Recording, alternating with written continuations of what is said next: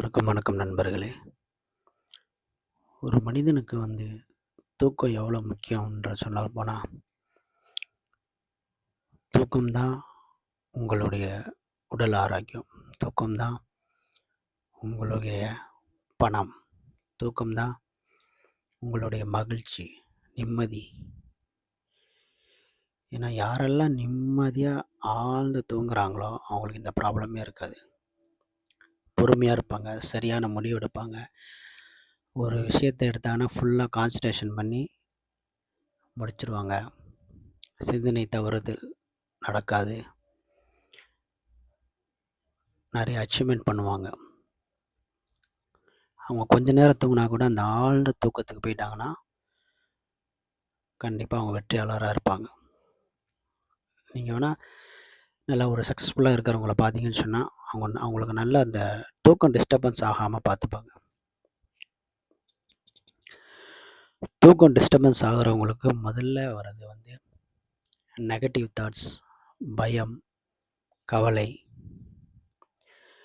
ஒரு இனம் புரியாத ஒரு எண்ண அலைகள் இதெல்லாம் வந்துக்கிட்டே இருக்கும்.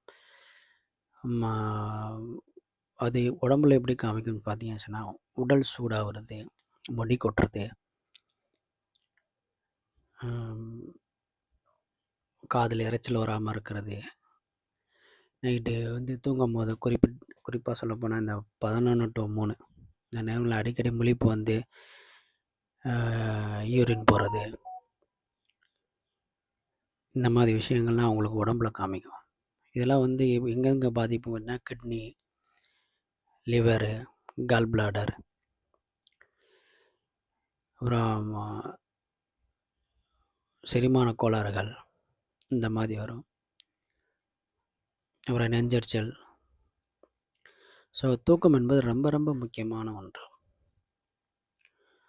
தூக்கம் தான் எல்லாமே. தூக்கத்துக்கு நம்ம எப்போவுமே முக்கியத்துவம் கொடுக்கணும். நம்ம கொஞ்ச நேரம் தூங்கினா கூட நல்லா ஆழ்ந்து தூங்கணும். அதுக்கு நீங்கள் முதல்ல ஒரு ஸ்டெப் எடுக்கணும் அப்படின்னு பார்த்தீங்கன்னா, அதிகமாக சிந்திப்பதை தவிர்க்கணும். எண்ணக்கூடிய எண்ணங்களை எல்லாமே நம்ம செயல்படுத்த போகிறது கிடையாது.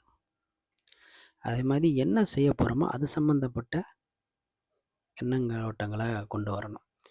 சும்மாவே மனசு ஆசை போட்டுட்டு இருக்கிறது ஒரு தவறான செயல். அது கவலையை கொண்டு வரும். நிறைய எண்ண அலைகளை உருவாக்கி அதில் போய் நம்ம சிக்கிப்போம்.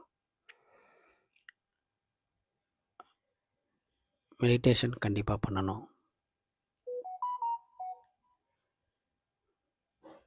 ஒரு பாசிட்டிவான சிச்சுவேஷன்லேயே நம்ம எப்போவுமே இருக்கணும்.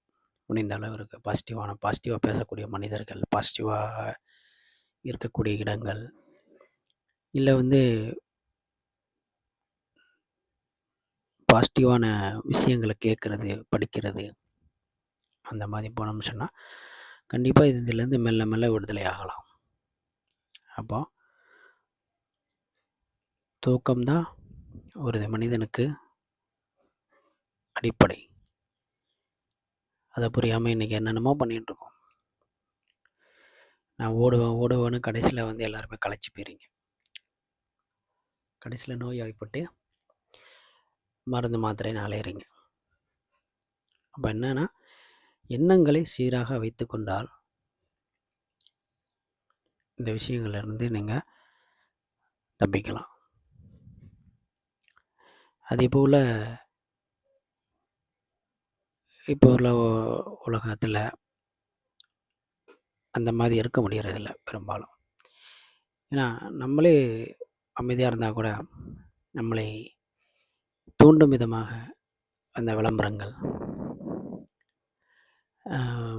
வெளியே சமூகத்தில் நடக்கக்கூடிய விஷயங்கள் இதெல்லாம் பார்க்கும்போது நம்ம எண்ணங்கள் நம்மளை அறியாமலே ஈர்க்கப்பட்டு சுழண்டு விடுது அந்த விஷயங்கள் மீது.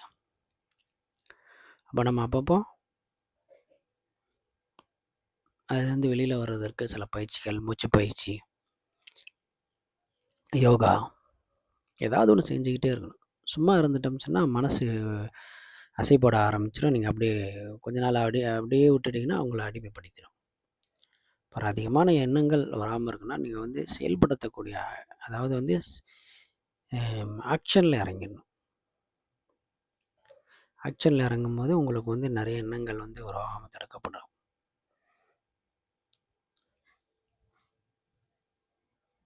சிந்திச்சா கூட ஆக்கப்பூர்வமா சிந்திக்கணும். நடந்து முடிஞ்சத பத்தி சிந்திச்சுக்கிறதுனால எந்த பிரயோஜனமும் இல்லன்றத நாம ஒத்துக்கொள்ளணும்.